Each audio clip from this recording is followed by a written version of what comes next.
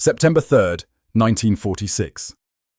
The morning sun over Fort Sheridan crept slowly through a thin veil of mist, casting long pale beams across the parade grounds where hundreds of German female prisoners of war had begun to gather.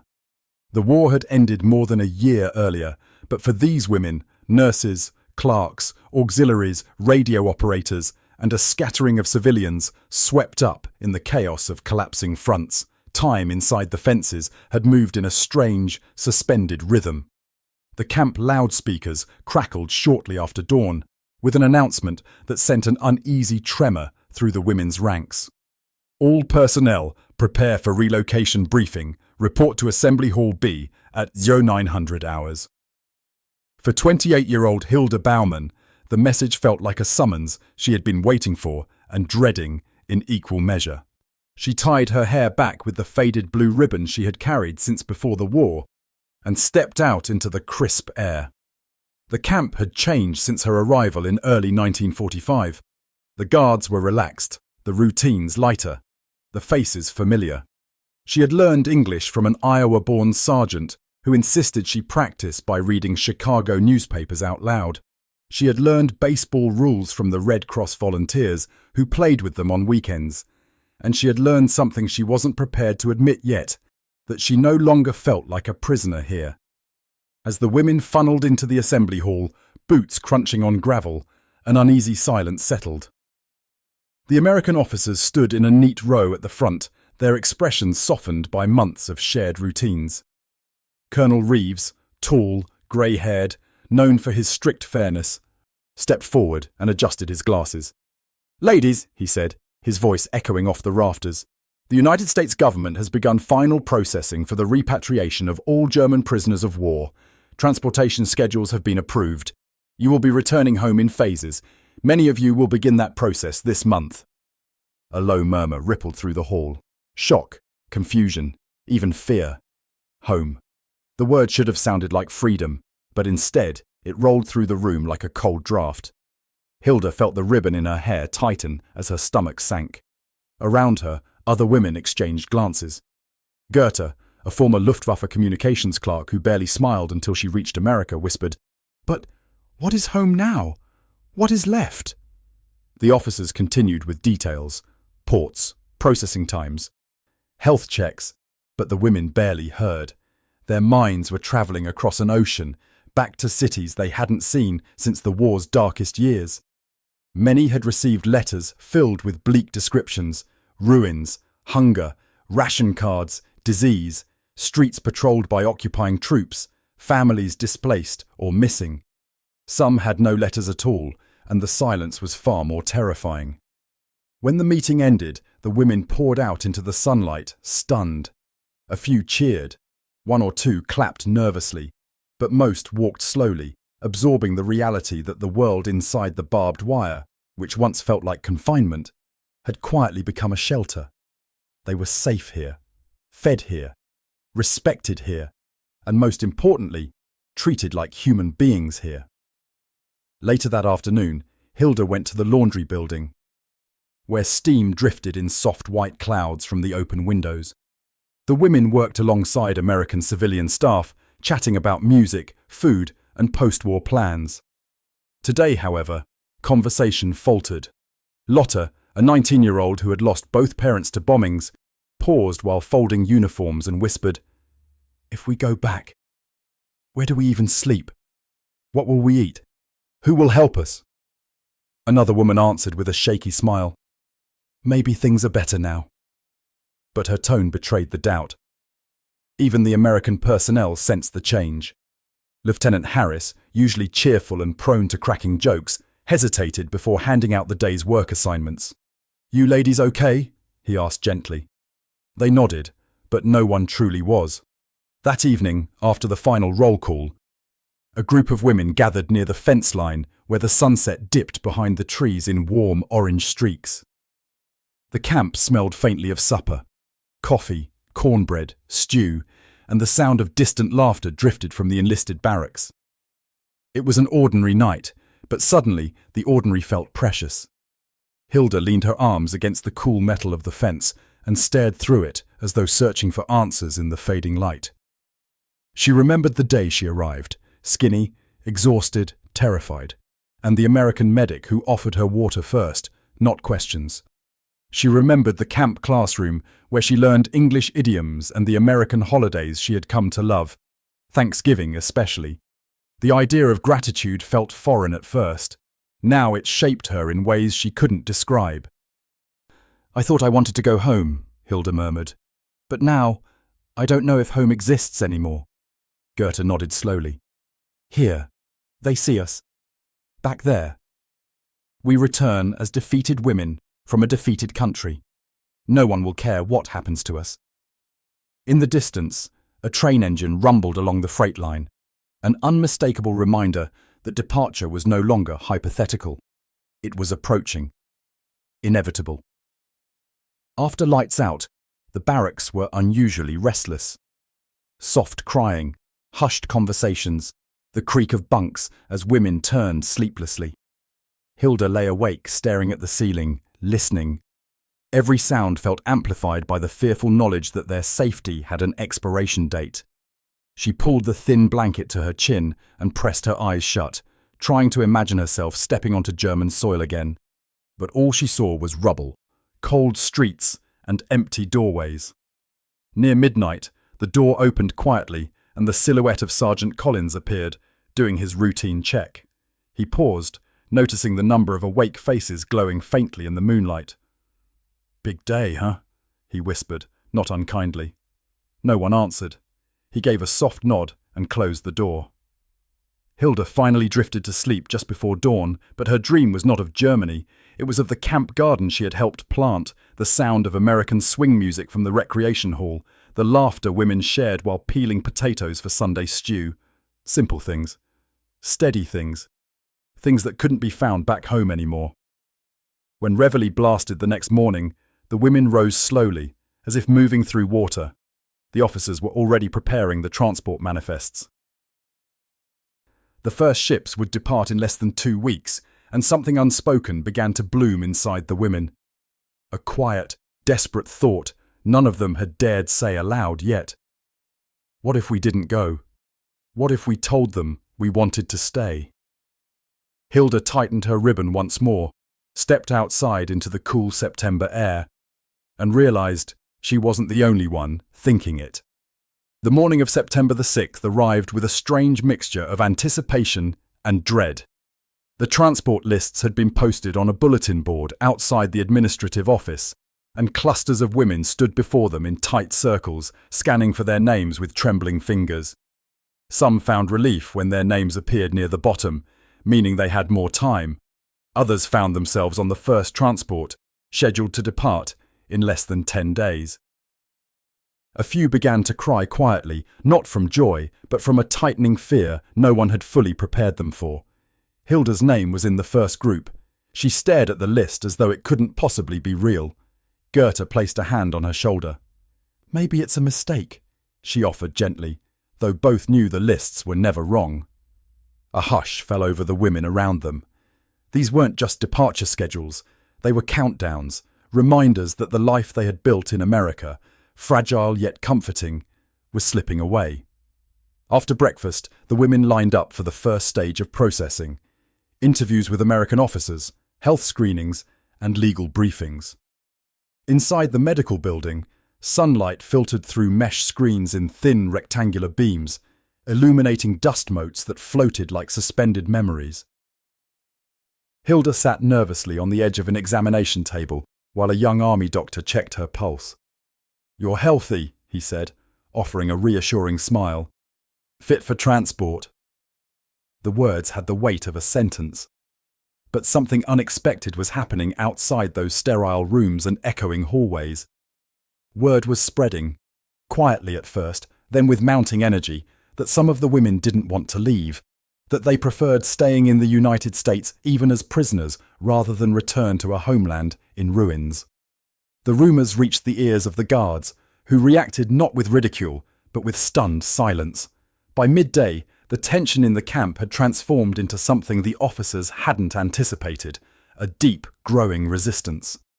The first small act came from Lotta, the timid 19-year-old who had lost everything in Hamburg. When her name was called for her interview, she stepped forward, voice shaking, and said, "Sir, I would like to stay, if that is allowed." Her hands were clasped in front of her apron, knuckles white. The officer blinked, taken aback. "Stay? In the United States, you understand you are being repatriated by law." "Yes, sir," she whispered, "but I have no home to go back to. None." He frowned with sympathy, but shook his head. "I'm sorry. Orders are orders."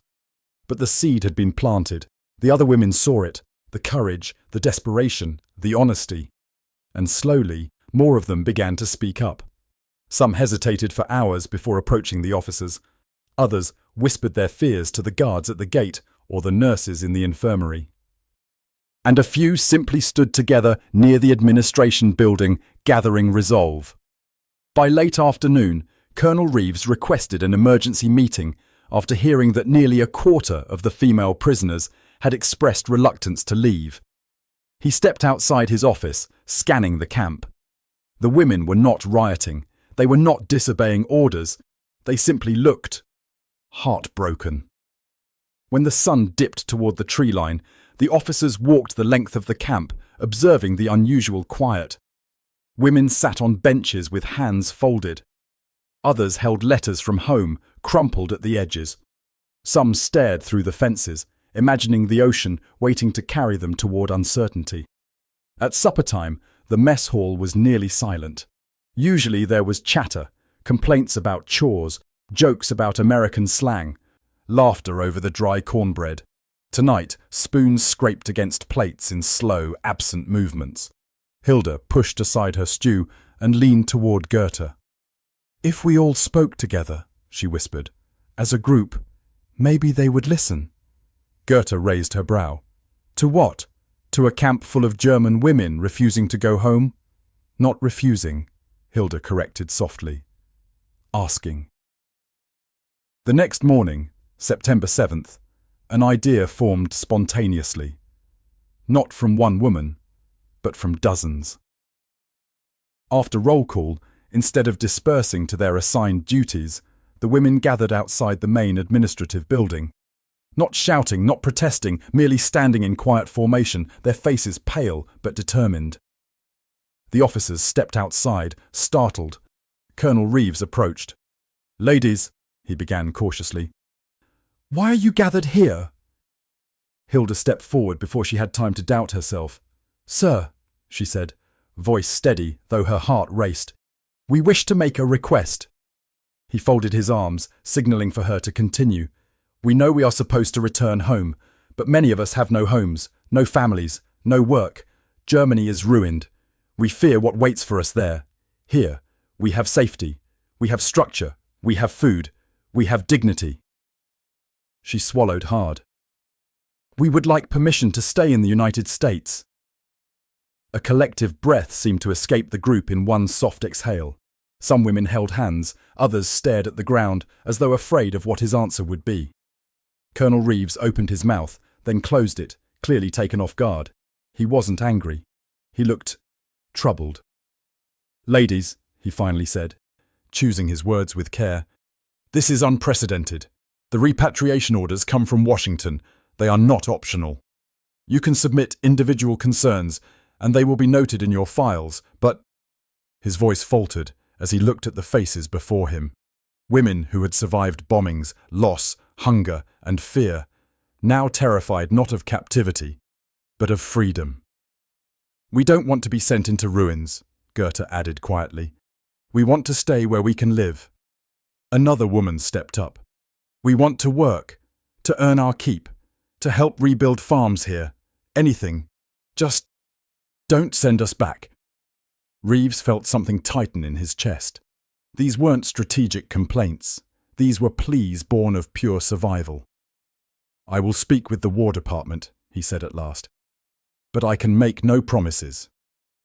The women nodded, grateful even for that. As evening fell, the camp buzzed with anxious hope. Some women talked about appealing to the Red Cross. Others prepared letters, trying to articulate what they felt: fear of starvation, fear of homelessness, Fear of returning to families shattered beyond recognition.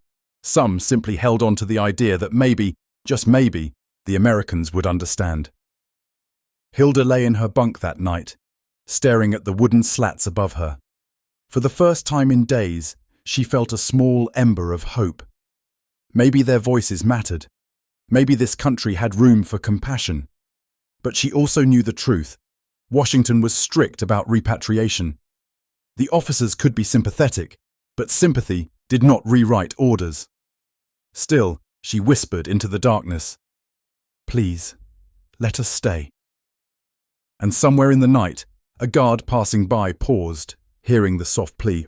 He didn't say anything, but the look on his face, quiet, human, troubled, suggested that the women's fear was no longer something the Americans could ignore. When dawn rose the next day, the camp braced itself for the answer that would decide all of their futures. The morning of September the 9th arrived with a strange heaviness that settled over Fort Sheridan like a low, unmoving cloud. Reveille sounded the same as always, sharp, crisp, disciplined, but the mood it awakened was anything but. The women rose from their bunks with slow movements, glancing at one another as though waiting for a verdict none of them had yet received. There was a rumor, faint but persistent, that Colonel Reeves had indeed contacted Washington, but no one knew what he had said. No one knew if they had been heard. Hilda stepped outside into the cold morning air and felt her breath catch. The officers were already gathered near the flagpole, their posture stiff, almost tense. The American guards stood farther back than usual, hands resting calmly on their belts. They weren't preparing for trouble. They were bracing for disappointment. The women lined up for roll call, forming rows that trembled with anticipation. When Colonel Reeves stepped forward, the entire compound fell silent. Even the wind seemed to pause. He cleared his throat before speaking. "Ladies, I spoke with the War Department last night." No one breathed. "I explained your concerns, your fears, your desire to remain in the United States." He paused, his eyes drifting across the sea of anxious faces. "And I regret to inform you that the repatriation orders stand. You must return home, all of you." A sound moved through the ranks like a physical blow. First a soft gasp, then muffled crying. Some women covered their faces, others simply stared ahead, stunned. Hilda felt her knees weaken, and she clenched her hands at her sides to keep from collapsing. She had braced herself for this answer, but the pain of hearing it spoken aloud still cut deep. Reeves continued, his voice softer now. "However, I emphasize the hardships you will face, and the War Department has promised assistance to ease your transition. You will receive support at the ports, food, temporary shelter, and coordination with relief agencies." His tone faltered. "I know it does not replace what you have built here, but it is what we can offer." The words felt like sand slipping through fingers, present, but unable to provide real comfort. After roll call, the women dispersed slowly, some leaning on each other for strength, others walking alone toward familiar corners of the camp where they could grieve in private. The mess hall served breakfast, but hardly anyone touched it. Even the guards seemed shaken. One sergeant stood near the kitchen doorway, hat in hand, unsure how to speak to women he had come to respect. By afternoon, the officers began preparation for departure.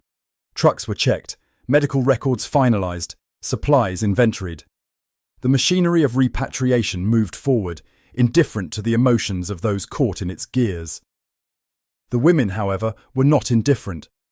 Their grief deepened into something heavier, resignation mixed with defiance. Some refused to pack at first, staring at their empty footlockers as though filling them meant surrendering everything they had found here. Others folded their belongings with trembling hands, placing American-made shoes and camp-issued sweaters carefully between worn German garments they no longer recognized as their own. Around sunset, a quiet scene unfolded behind the laundry building. Lotta sat alone on a wooden crate, her face buried in her hands. Hilda found her there, shoulders shaking. I can't go back, Lotta whispered. I can't. There's nothing for me. Nothing. Hilda knelt beside her and placed a hand on her back. I know. I feel the same. She looked toward the main road where trucks would soon line up, engines rumbling, ready to carry them toward the docks. But we don't have a choice. Lotta shook her head. I wish America could choose us. The words lingered painfully in the air. That evening, the officers hosted a final gathering in the recreation hall. It wasn't a celebration. Too much sorrow hung over the compound for that, but a gesture meant to soften the days ahead. The Red Cross brought coffee and cakes. The American Guards stood along the walls, hats off, expressions somber. Music played softly from a phonograph, American melodies the women had grown to love. Some danced slowly, some cried, some sat at long wooden tables, writing hurried letters, thanking American staff for kindnesses that had changed their lives in ways the officers could never fully understand. Near the end of the gathering, Colonel Reeves stepped up to address them again. I want you to know, he said quietly, that the respect you have shown, the work you have done, and the dignity you brought to this camp will not be forgotten. Many of you fear what awaits you in Germany, but you will not face it alone. Relief agencies and American personnel will assist where they can, and, if the future permits legal pathways to return as civilians, I hope some of you will pursue them. Hilda felt her breath tighten. It wasn't a promise, but it was something, a thread of hope to cling to. Before lights out, the women returned to their barracks. The bunks looked different now. Temporary, fragile, already fading into memory. Some women stayed awake packing. Others lay still, staring at the ceiling, counting the hours they had left on American soil. Hilda pressed her ribbon in her palm, as though anchoring herself to the ground beneath her feet. On the morning of September 12th, the trucks rolled into the yard. Engines thumped steady beats into the cold air. The guards formed lines. Officers organized the women into boarding groups. There was no shouting, no barking of orders. Everything moved gently, respectfully, almost like a funeral procession. Hilda stood in line, heart pounding. She looked back at the camp, its weathered barracks, the mess hall where she had laughed, the garden she had helped plant, the laundry building where she had first spoken English without fear. She memorized every detail, knowing she would never see it again. When her group stepped toward the truck, Sergeant Collins approached her. He held out a small folded handkerchief. For the trip, he said quietly. You've been a good soldier, even if you weren't ours. Hilda's throat tightened. Thank you, she whispered. She climbed into the truck, joining dozens of women who clung to each other for courage. As the engine growled to life, a heavy silence settled among them. The gates opened, the truck lurched forward, and the camp, this strange, unexpected refuge, began to disappear behind them. Some women cried openly, others pressed their faces to the wooden slats, watching the American landscape roll by one last time. Hilda held the handkerchief tightly, feeling each mile like a thread pulling her further from the only place she had felt safe since the war began. Hours later, when they reached the railway station, the women stepped down from the trucks and boarded the train that would carry them east toward New York. The platform smelled of coal and ocean wind. American officers helped them find their seats, offering reassurances that felt hollow but kind.